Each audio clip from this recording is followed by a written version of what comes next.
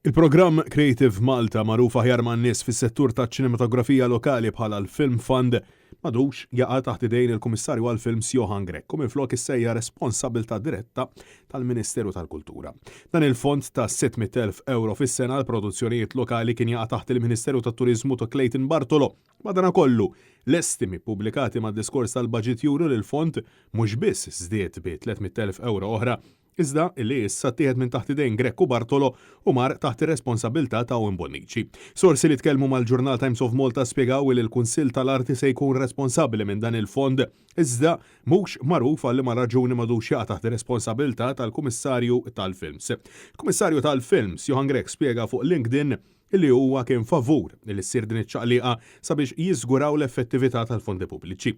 Tajjeb illi ngħidu illi l-Malta Film Commission ma setgħetx toħroġ sqarrija fuq Facebook għaliex il-paġna ilha hacked għal dawn l-aħħar 3 xhur fuqhom.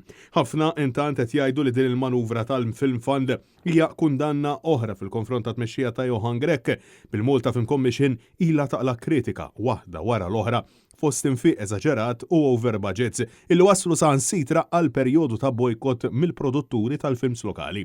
Apparti minn hekk, sal-lum il-pajjiż għadu ma jafx kemm fil-verità ġie jiswa l-Mediterranean Film Festival li ġie organizzat aktar kmieni din is-sena b'tant pompa u lussu. Ta' minkejja illi l-Ministru Clayton Bartolo illi bi professjoni huwa accountant għalilna illi kien se jkollna tweġiba sal-aħħar ta' Settembru.